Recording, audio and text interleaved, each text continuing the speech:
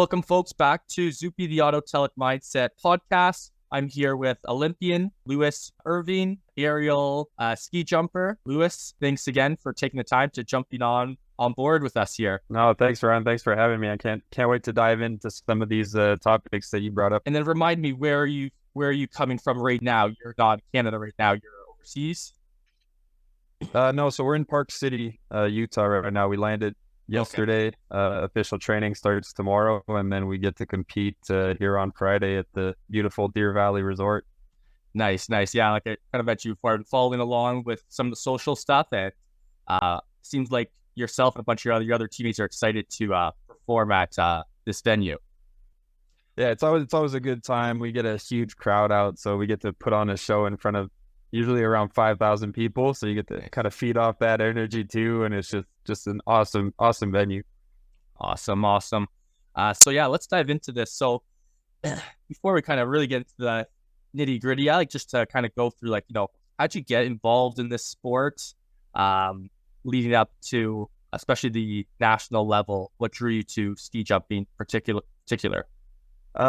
Yeah, so I kind of had a little bit of a different start than some of my teammates who basically grew up in this sport. I learned how to ski when basically as soon as I could walk. My dad threw me on a pair of skis. He was a downhill Paralympic athlete. So skiing for us as a family was huge growing up. And so I raced for the Centre de Ski Lorelais as a kid, did that a bunch. And then when I was around probably 11, 12 years old, or yeah, probably 10 or 11 years old, I did, I was signed up for trampoline courses. So just really active kid, had a lot of energy, and my parents would just always try to find ways to kind of have me channel that energy. So I did trampoline growing up, competed in that for a little bit. And then, when I was about to kind of quit trampolining, it just ended up, I got lucky, and the coach that signed up for that session that we were doing, or for that class at that time, was the dude that was recruiting for the Quebec team for aerials. And so when he learned that I knew how to ski and flip, he just offered to bring me to the ramps and try to kind of try it out and see if I liked it. And that morning he threw me in with the national team right away, and I just never left, just stayed hooked from there. Awesome. So being from Canada, was there, as a kid growing up, was there any pressure from your friends or anything, come play hockey or, other sports that are, little more, let's call them popular per se, growing up? Do you have any pressure to kind of deviate away from the trampoline and skiing? I mean, yeah, for sure. A lot of my buddies played hockey. A lot of my buddies actually went and played AAA, played in the junior majors. A few of my buddies went to play pro out in Europe. So obviously with them, they would always be like, "Nah, why are you going skiing this weekend? Come skate with us, come play hockey." And I remember there was one time when I actually went with them, and I took one of their mom's artistic skates and artistic skating skates, and I went out on the ice with them and just tried to follow along, and it was a good time. But I went back to the ski hill pretty quickly after that. It's funny. It's easy for them to say come for a skate, but not so easy for them to jump on board with the skis. And yeah, exactly. It's cool when you kind of you dive into a sport at a pretty young age and you kind of stick with it, because there's a lot of social distractions that can kind of pull you in different directions. But when you find something you love at a young age, I think that's what helped you get to where you are today, or plays a big part.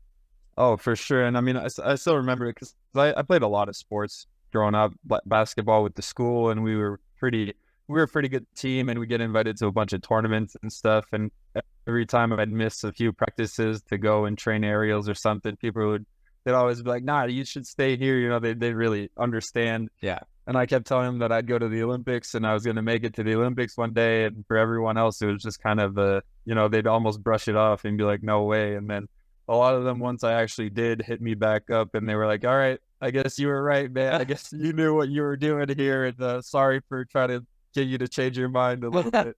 That's cool, having that original dream at such a young age. I think manifesting things and things coming to fruition is a big part of the journey and the process and how we get to where we are and why we are where we are. For sure.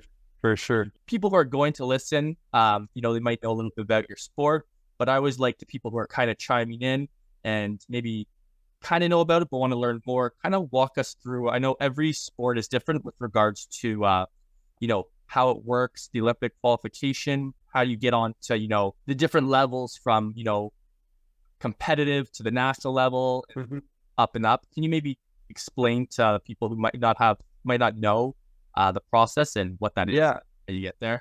I mean, like for us, it's, so we start off on the provincial circuit, and usually you get kids from anywhere between kind of like 10 to 15 at circuit. Kids that aren't even specialized in aerials yet, that are just doing either moguls at their home mountain and stuff like that. And an aerials event comes around and they sign up for it. And so that's kind of how it starts. And then once you hit, around 14, 15 years old is where kids usually try to focus in more on one or the other, whether it's slope style, moguls, aerials. You kind of tune in at that point. And then from there, we have this circuit called the NORAM circuit, so the North American circuit. And so you get to travel a little more, come to places like Park City. Lake Placid was a big one for me when I was growing up. And you just, you start to push the tricks a little more, push the degree of difficulty, get to compete against international athletes and see where you stack up there. And then for us, the selection process for the national team is always kind of results based, but also scores based. So you need to be doing a certain trick, and it usually changes depending on how many athletes are coming and pushing up. When I was doing it and when I was coming through that circuit, you had to be doing triple twisting doubles at a certain score to be able to be just eligible for the team. And then once you hit that, then you can make the national team, still do a couple of years of NORAMs usually. And then from there, once you get your degree of difficulty up and you're doing triple backflips, triple twisting, triple backflips, that's kind of when you get your first taste of the World Cup circuit. And then you compete usually in the local World Cup. So anything in North America will kind of bring a bigger group, kind of bring all the up and comers to those ones, get them a little bit of experience, get them a taste of what the World Cup scene is like, what it entitles and everything. And from there we just basically battle out between ourselves and try to get the best results possible. And because the national team for World Cups only has a certain amount of spots, there's like 6 quota spots that we can send to every World Cup.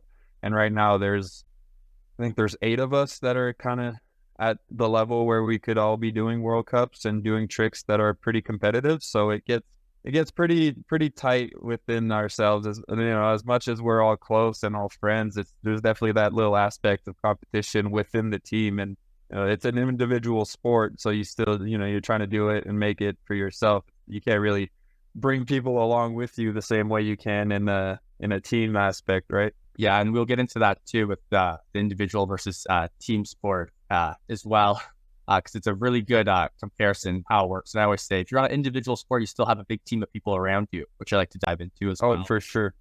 Yeah. So what age were you when you jumped into like the national circuit? So I was around, I think I was 16 or 17 I hopped on the NORAM tour when I was like 16, and I had a pretty quick progression through the NORAM circuit, because I started in 2010 and I was aiming for the 2018 Olympics right off the bat. So I was definitely pushing really hard, tricks wise and everything, trying to make it to that. So I did 3 years on the NORAM circuit. One of them, so my second year, I ended up winning the tour. And it's funny because that's kind of when Chris Lillis and I really started, one of the American guys, that's when we started really going head to head on results. And the first year I won, he finished second. And then the year after that, he won, I finished second. And then we kind of joined the World Cup tour at the same time. Have pretty similar results. We got I finished third at the Olympics. He won So we've just always been kind of head to head tight, and we're really good friends, and it just makes it even more fun to compete and do all these international events when you got such a good friend pushing along with you. Yeah, nothing like, actually I was talking to it with a group of friends the other day, nothing like good, healthy competition. Exactly. Having teams or people, individuals push you and you push them and rising to those occasions. It's funny you mentioned that because I coach a hockey team, and that's something we talked about, playing against players that are at a certain level and welcoming the challenge to compete with them. So it's cool you alluded to that. I'll have to mention it to them. I was talking to a ski jumper. For sure. Yeah. Let them know that.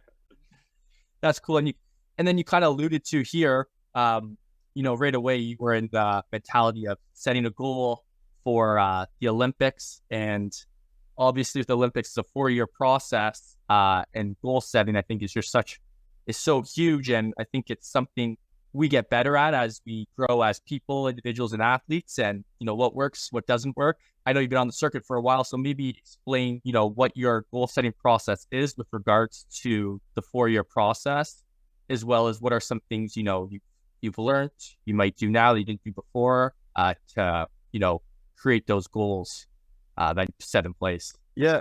And it's really interesting for us, right? Because it's on a 4-year process, and Olympic qualification usually starts the year before the Olympics. On top of that, we have World Championships that roll around every 2 years, and that's the year before and the year after the games. So that makes it for a little bit of a higher level event leading up to the Olympics. But yeah, for me, really, I look at it in terms of competition to competition, especially now. And even like growing up, I would just look at what tricks I would need to be able to even potentially qualify for the Olympic team. And then I just try to focus on that. Like I know in 2018, I needed to be doing at least one quadruple twisting, triple backflip. So I definitely pushed hard to try to get to that at least the year before the games, just to be able to, get a little experience with that trick and be able to do it at a consistent basis.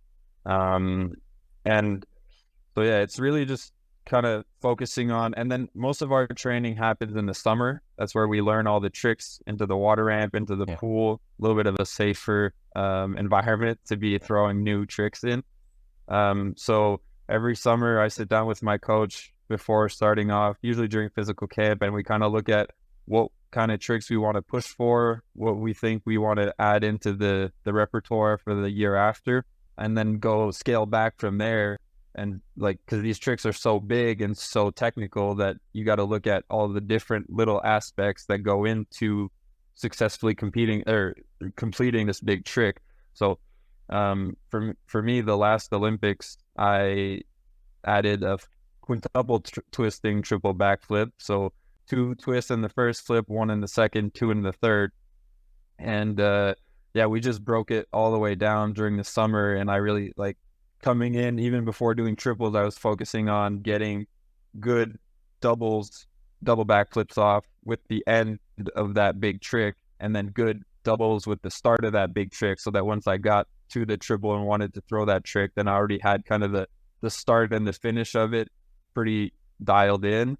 And then we just try to get as many numbers as possible off in these high intensity situations, and that way I just feel more ready once it's time to hit the snow and try this trick for the first time. And usually that's the thing in our sport, we do so much repetition in the summer and do so many numbers, and we don't just do a kind of one and done and then, I did it once, I can go throw it on snow. Like that year that I wanted to do quints, I probably did close to 150 of them on the water. And then once you do it on snow, you've done so many on the water ramp that you've messed a lot of them up. You did it all. It's not just doing the good ones. The good ones are fun and they're cool, but those aren't the ones that, save your ass a little bit on the snow. You got to be able to mess it up and still complete it properly and still get it around safely. So once I got to snow and I had all those numbers done, and I was jumping good. We picked a good day, weather permitting and everything, and we sent it. And I think I didn't land the first three. I landed the fourth and the fifth one.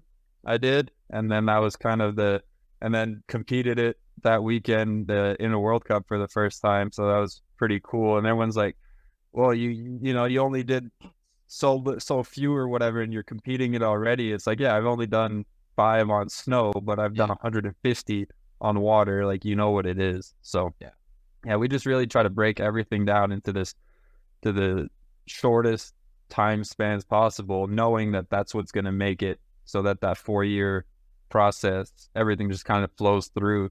What I have with some of the people I talk with, or that I've created, it's called my performance engine.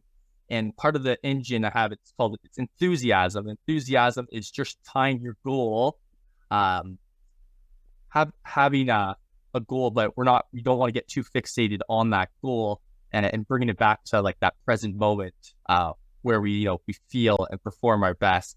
Because you have to break it down so much. I think for me, it would help me stay a little bit more present and more of a distraction of the big goal, which I think for sure. Yeah, and exactly. That's exactly what we try to do and try to focus on, because I mean, I know for myself personally, I think about the end goal a lot, and I see the big picture a lot, and I tend to get a little bit tied into that. So when I'm able to, with my coach, come back and focus on these little details, it just makes my training sessions way more efficient.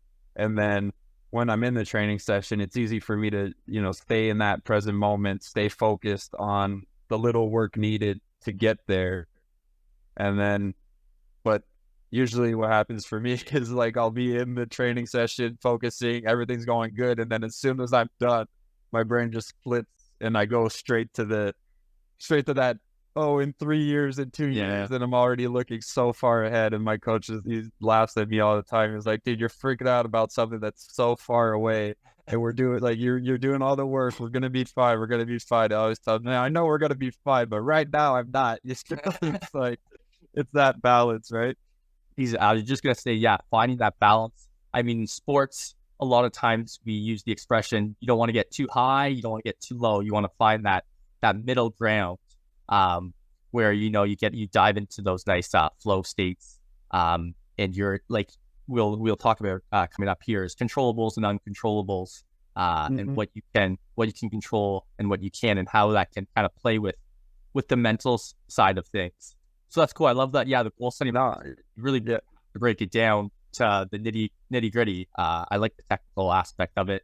It's so technical, and you have these goals, the big goal, the small goals, that I call stepping stone goals.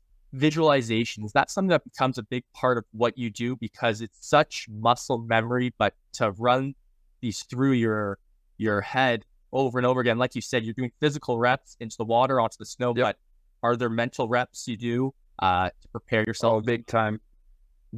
I probably again, that quint, I did 100 to 150 that summer, physically on the water ramp, but I probably did 10,000 in my head, right? And like, this sport is such a high impact, high risk sport that you can't really do that many numbers every training session. Like for me on water, and I'm probably one of the guys that does a little bit more or bigger sessions on water and gets a little more reps in, just because I like doing it. I keep myself in shape to be able to do that and to be able to get those high volume, high intensity sessions. But even those ones it's like, if I'm doing quints and I'm doing triples, I'll probably do anywhere from 6 to 10 jumps in a session, at most. Whereas, it takes so many reps, and if I can do all those sessions in my head and work on that stuff, and we do a lot of visualization and video reviews. So I'll look at my video, see what I want to focus in on, see what I need to work on, see what I need to change a little bit. And then I'll go and I'll do a full visualization session, really keying in on focusing on that specific part of a trick. And usually by doing that, I come out the next day and I there's already so much progress, and there's so much, there's just already way better than the day before because I've done 100 reps that night in my head, And yeah, even for me last year, like, because I had a pretty gnarly injury in February where I broke my femur.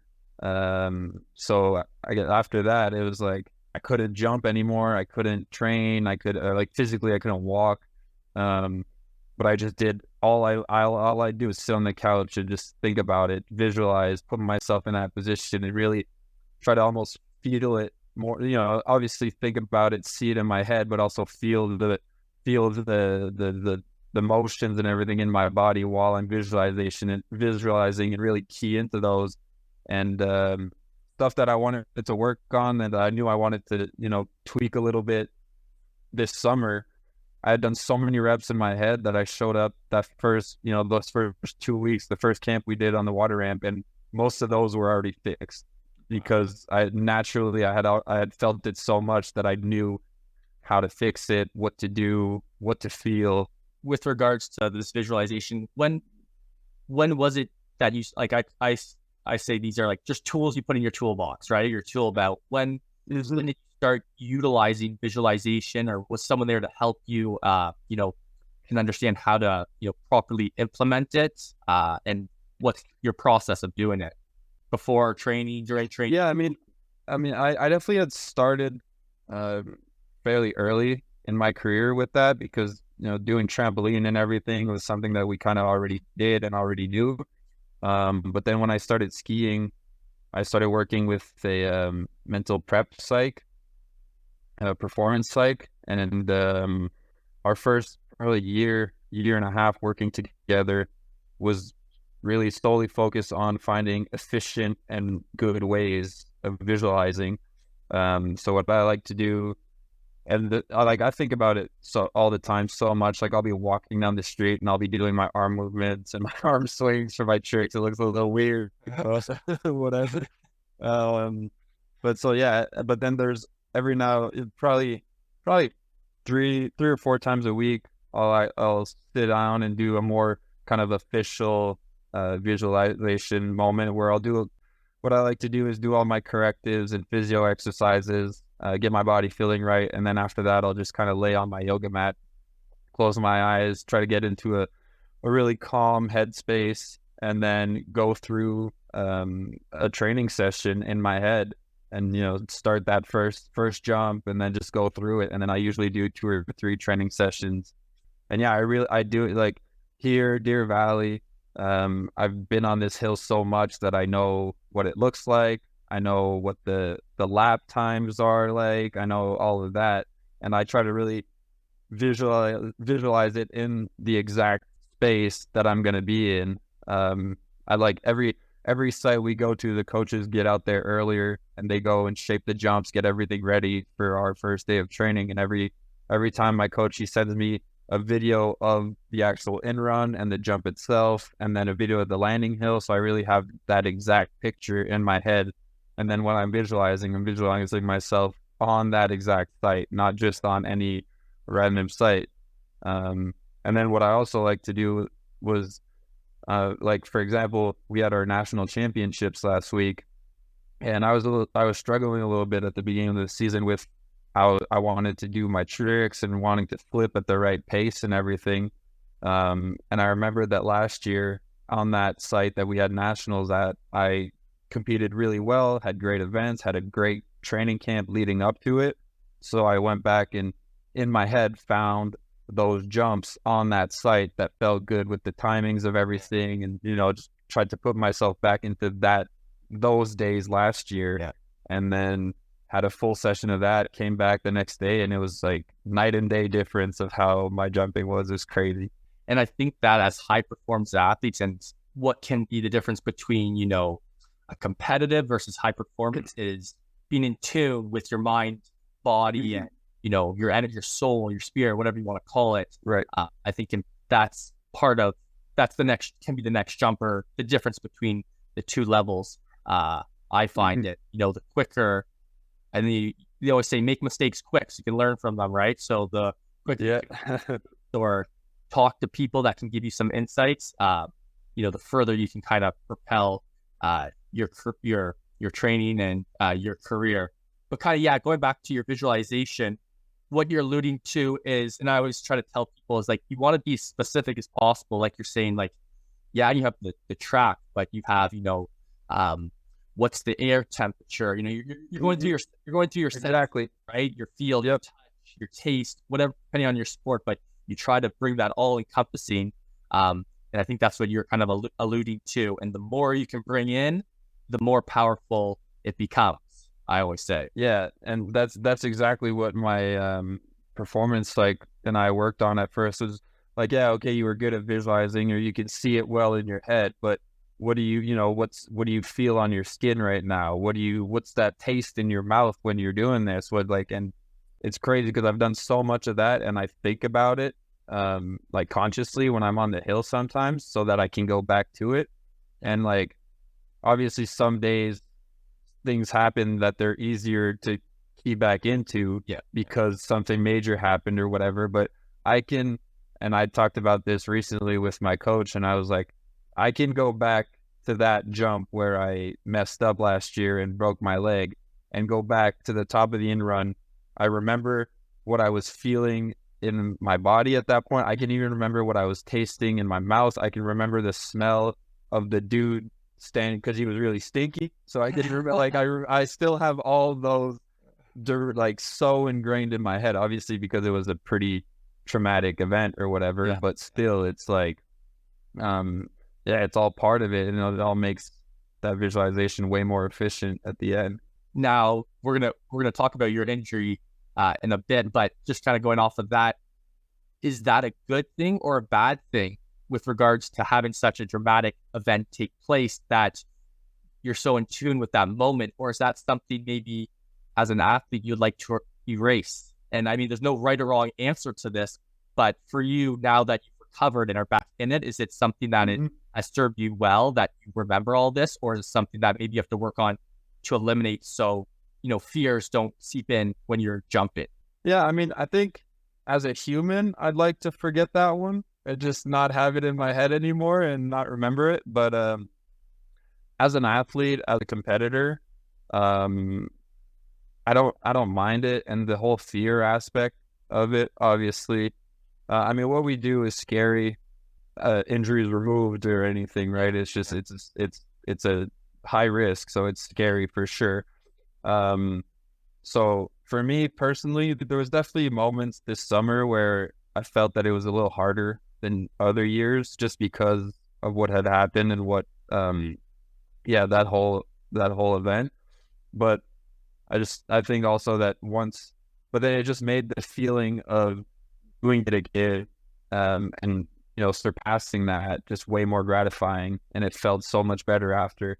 And once I had done it, it just like, I remembered the crash and everything, but I also remembered all the other days when I had, good days, everything went well, everything went according to plan. And, I had way more good days than bad days, way more good jumps than crashes. And just, it's like at the end of the day, my brain it'll quickly go and remember the bad ones, but being able to consciously go and take it from the bad ones and bring it to the good jumps and the good days, and remembering that there's way more of those gives me confidence at the end of the day that I can get over that and get what I want.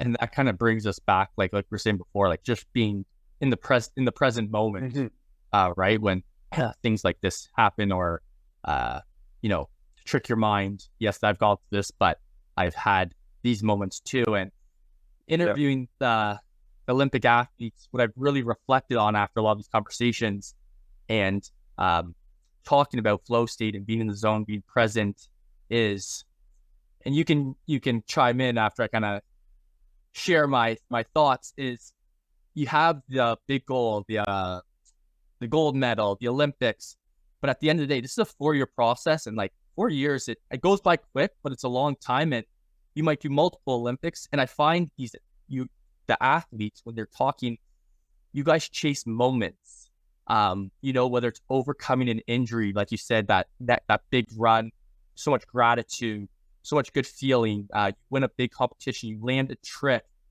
and all the adrenaline, dopamine, all the feel good chemicals rush through your body. And I think that's what gets you guys through 4 years, or, helps you reach the Olympic dream, is just chasing moments of pure flow and being present. So you hit the nail on the head right there, because as much as, I've had good results, I've got multiple World Cup medals and Olympic medal and all that. At the end of the day, what I remember the most is those moments, not the actual medal. And even when I'm in the competition doing the event, and when I do good, when I end up with a medal at the end, end up on the podium or whatever, usually it's not even, it's a feeling of relief almost. It's not even like the jump itself, the trick, the success of the trick brings me all the happiness, brings me all that feel good stuff. Whereas the medal itself, I'm just like, oh, okay, I did what I was supposed to do. Like I did my job here. It's like people think that the medal is what makes me the happiest, but no, it's it's what I did to get that medal that sinks in and that I remember the most. Like that Olympic medal, yeah, that was cool, but I remember the things that pop up in my head are more the conversation that me and my teammate had at the top of the in run right before going, the lead up to those games and the lead up to that, that specific jump. I remember looking down at the other competitors from the top and seeing kind of what I needed to do to win. I remember all those little key moments of that day way more than standing on the podium and being like, okay, cool, I got this piece of hardware, right? Like, and like, that's why I love doing having these conversations and kind of like behind the scenes, so to speak. And I mean, with social media, what the world projects at us with regards to results, right? Mm-hmm. And as an athlete, sometimes we can get caught up in that, but also spectators, right? Like, he missed a jump. He came second, or he fell, or whatever sport it is. Mm-hmm. You get so caught up in results and times, but people don't understand, process of what these athlete has gone through to get where they need to go. And sometimes a lot, like you'll know as well, is like sometimes you're competing and you're not at 100%. I think it's rare to be at 100%. If you are, it's a miracle. So people don't understand behind the scenes, what you've gone through emotionally, physically, to, put yourself in a position to compete at this high level. But I mean, I think as athletes, we're kind of guilty of that too, right? Because going back to social media and everything, like we'll make the post and we'll talk about it once we, when we get that good result, when we get that medal, and when you have a good day, but you didn't podium or you didn't medal, then it's like, we don't talk about it as much. We do, but we don't go as into depth as to why we're happy. So it's like, it's hard for people to kind of get that grasp because we're not the best at sharing all that process and telling, letting everyone know what we're going through. And I mean, we try to hide it too, right? Like we're never feeling 100%. We're always hurting a little bit. There's always something. But when someone asks me, how you feeling, you ready for this? Yep, always. Yep, I'm ready. Yeah. I'm good. You feeling good? Yes, good. Yes. Like, I'm not going to tell them that my ribs tweaked or that I can't breathe properly right now because of whatever, it's like, we pretend that we're invincible all the time. And it's good to see both sides when the right opportunities present yourself and allow you to share. I mean, like stuff like on a podcast, then obviously being open to it is a big part of it too. So I totally agree. Okay, so now that we've kind of talked about your 4-year process, some of the tools, techniques you use to get you to creating these moments as we're talking about, what's your process with regards to I just want to read kind of what you sent me because I like what you said. Letting your brain wander, not trying to control everything, getting into the zone at the right moments, and trusting your preparation. So talk to us about, what does that mean to have your brain wander and getting into the zones at the right moment, at the right time? Explain to us what that means for you and how do you get to those zones? Yeah, so I mean, growing up, especially younger, competing when I was younger, I used to always, try to focus on the right things all the time and just think about the perfect jump and only the perfect jump and everything. But I realized that that just takes so much energy, and we go through long days that are high stress, high intensity. Like we just had nationals, and I had my heart rate watch on the whole time, and I was averaging like from the first training jump to the end of the day, I was sitting at about 145 beats per minute for that the whole day. So like it's already crazy, I'm already going to be in that super high, super intense mind state.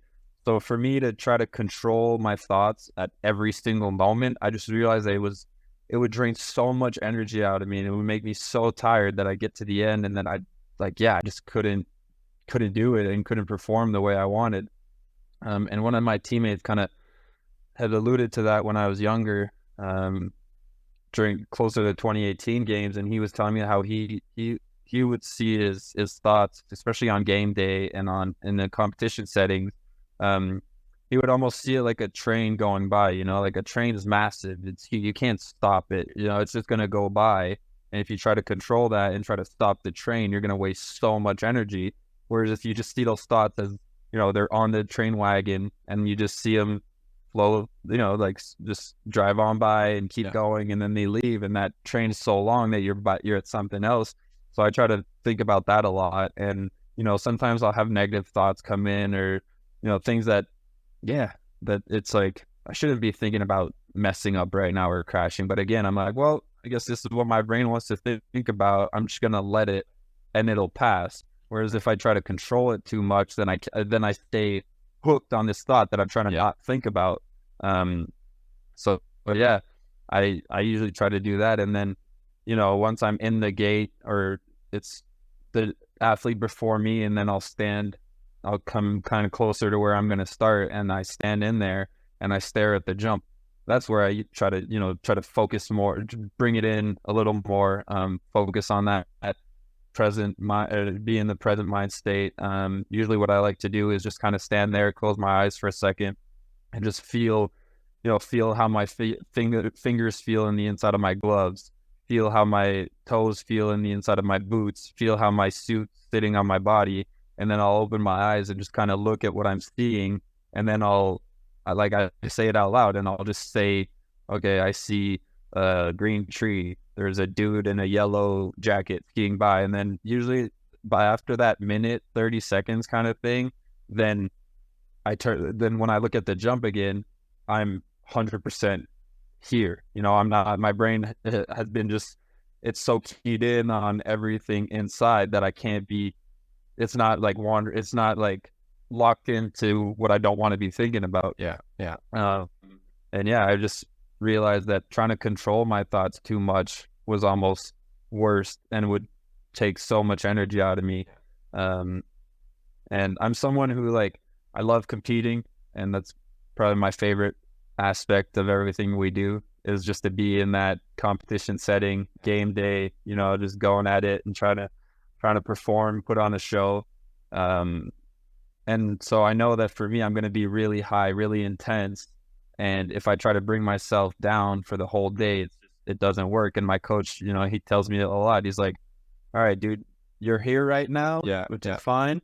I need you here before you go, and then it's all good.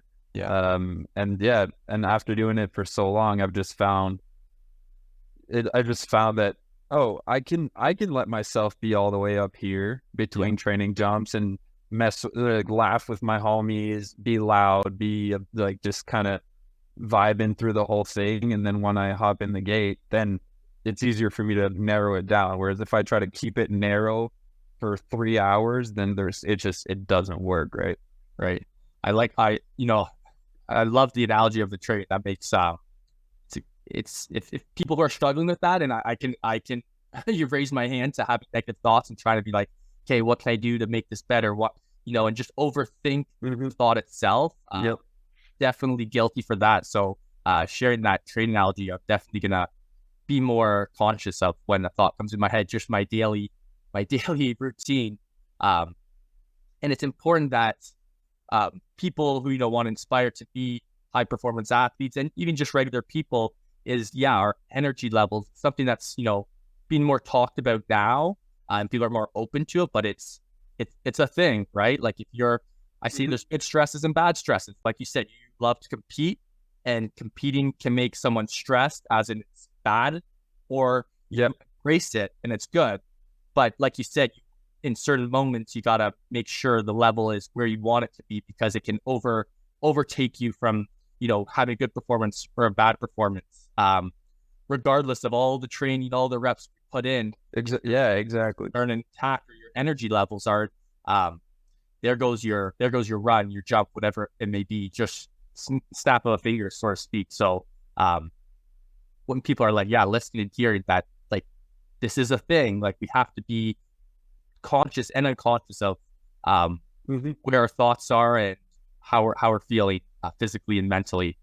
So going to your jump, so once you're in the gate, you now take off, hopefully enter that flow state, everything just disappears. Or when you're going down, and because there's so much to the trick, are you still thinking, or is it just it's wiped out and just the body? I mean, that's this. I feel like this is something that a lot of people in our sport seem to say. Like, you're standing at the top, and all these thoughts just come through, and it just, like, it gets your brain starts going, and it's crazy. The good and the bad, like everything. But usually, and I've talked about this with a lot of my competitors, and we all seem to say the same thing. As soon as we hop turn and start skiing towards that jump, everything, just the whole world stops. Nothing else exists. And I mean, part of it is because you're skiing 70 kilometers an hour into a 4.5 meter wall. So, like, you can't really be, like, your brain is like, okay, I'm locked into this thing right now. But definitely by then, and my best jumps, my best results, whether it's competition or training, my best jumps happen when I'm just skiing in and everything just happens. If I'm trying to think and, like, tell myself, okay, stand up here, kick your feet, drop your arm. If I think of that consciously, it's too late, because everything happens so fast that I can't even process all the other information that fast. So it has to just happen 100% naturally. And just the nature of the sport kind of helps to key that in. That's why I try to, because I know that part's going to happen naturally and organically. I try to extend it a little more into that, minute where I'm standing in the gate waiting for my coach to put his hand up and clear me and tell me that we're ready to go and that I can go. That way it's just easier for my mind to already be in that state, other than, already be trailing thoughts. And then, oh boy, okay, we're going now, like you said, things happen so quick. And I think as high performance athletes, to get into this flow state where we feel and perform our best, the elite of the elite, they, like you're saying, they can tap into it sooner and longer than, maybe the next guy, and every competition is different, right? Some days, you're locked in because everything is going. Other days, it just doesn't happen for whatever reasons those are. But like you said, it's happened so quick, and you can jump in and out very quickly. But the quicker you get into it when you want to, and the longer you can stay into it, obviously amplifies the experience, and hopefully the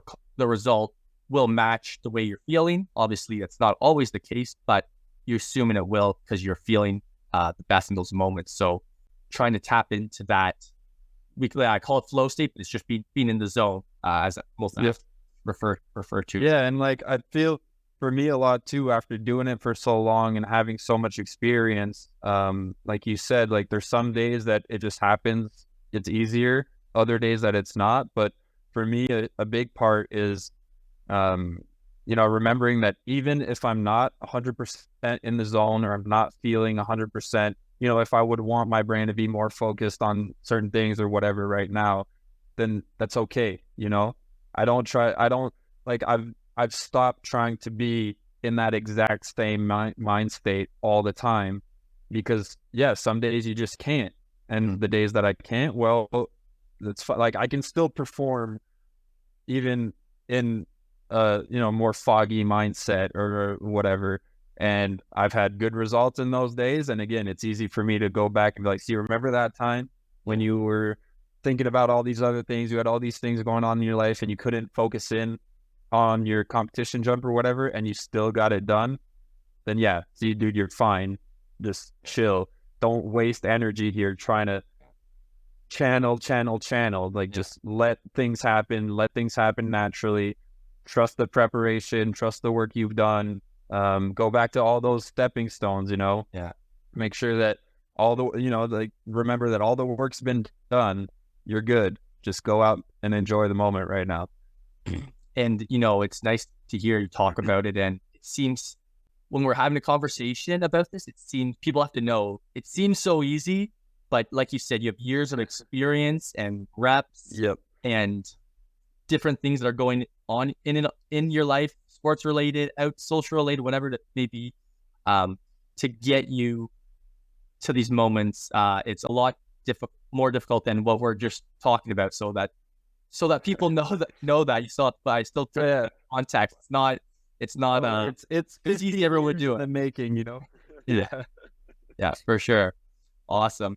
Okay, so now I want to kind of still sticking on this track of the mental side of things. All sports, more so yours with regards to risk, like injuries, it's inevitable.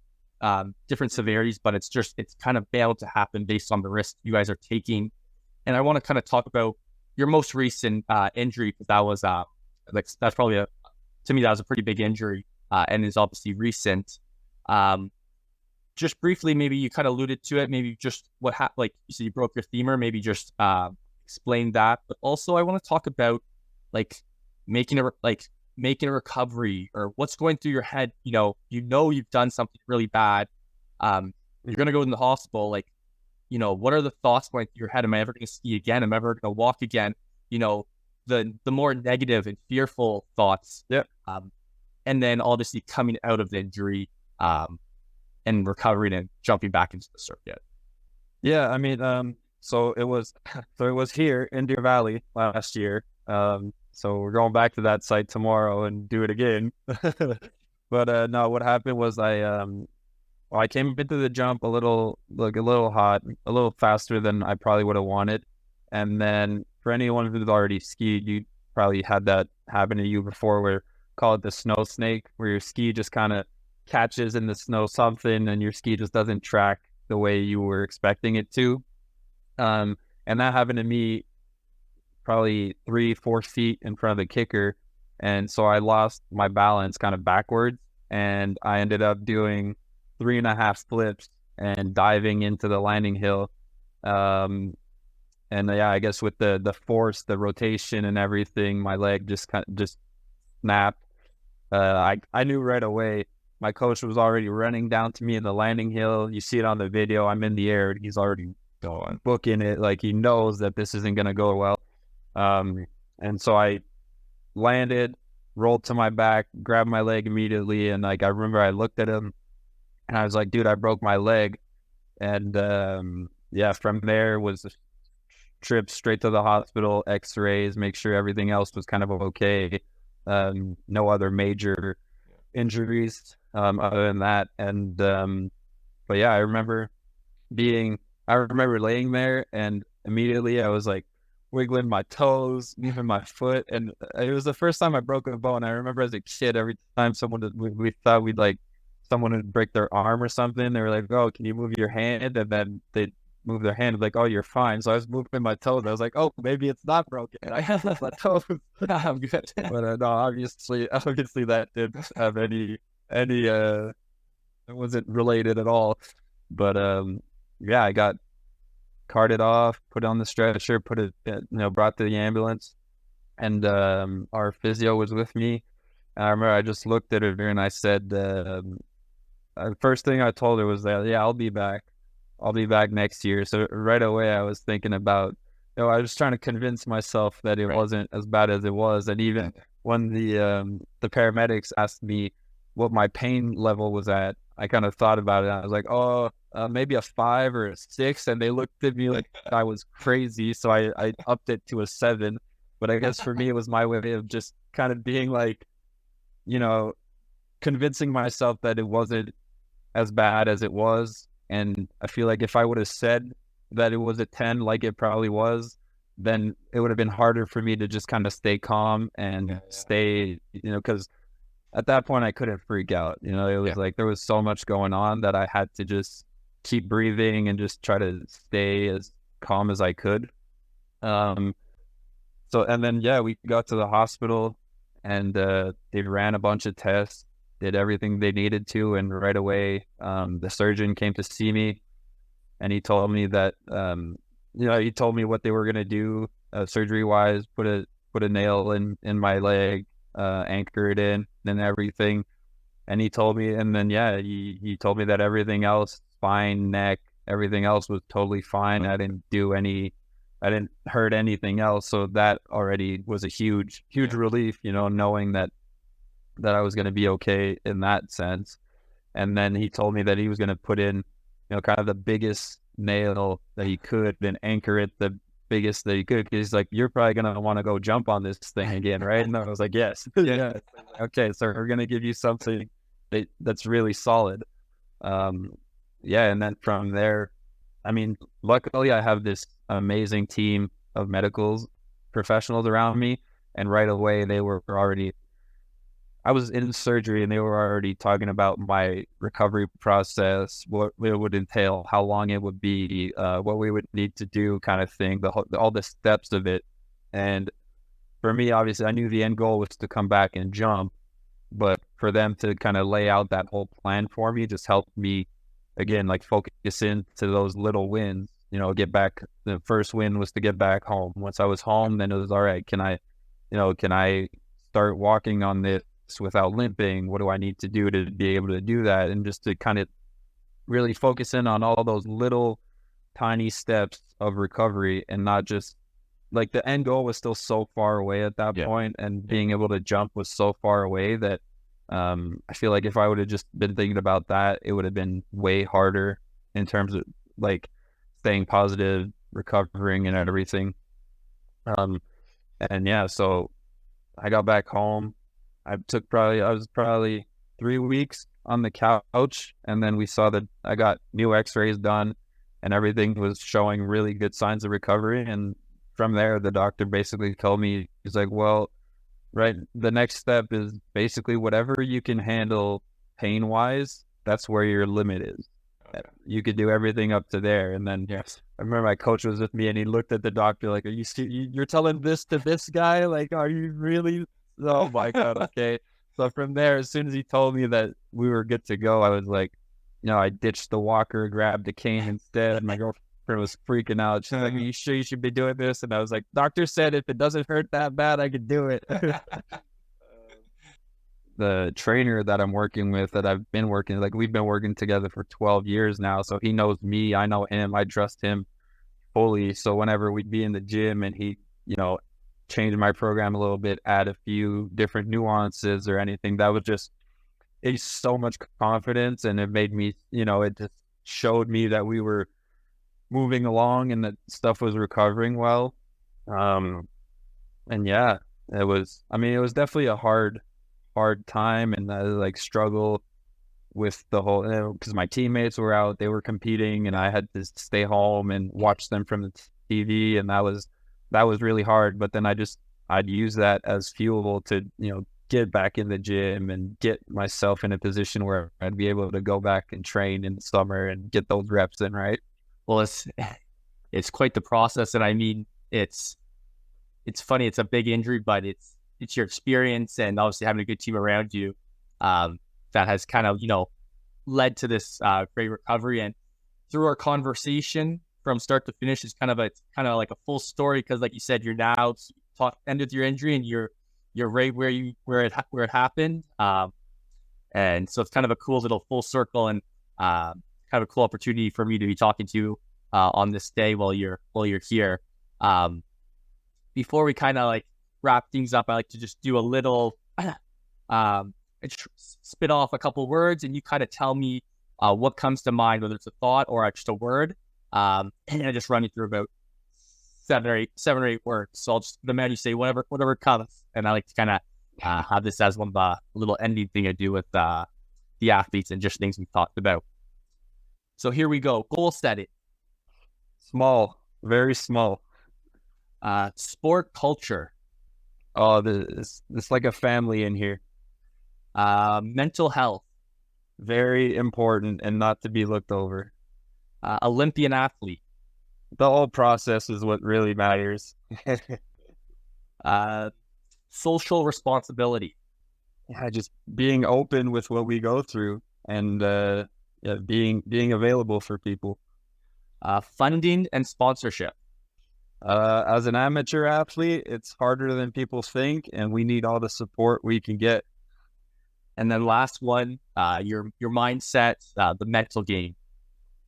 And just staying positive and having fun and enjoying every single moment that we live through. Awesome. And that's kind of wraps us up there. So, Lewis, I appreciate it. I mean, I think I could talk to you for another couple hours. I enjoyed it, but I don't want to keep you as well. But I appreciate you, like you said, being open, sharing some of your tools, techniques that has brought you success and hopefully continued success. And I look forward to watching you continue to represent Team Canada. Very excited as your season, you're right in the thick of it right now. So I'll be following along. So appreciate you coming on board and chatting. Oh, thank you.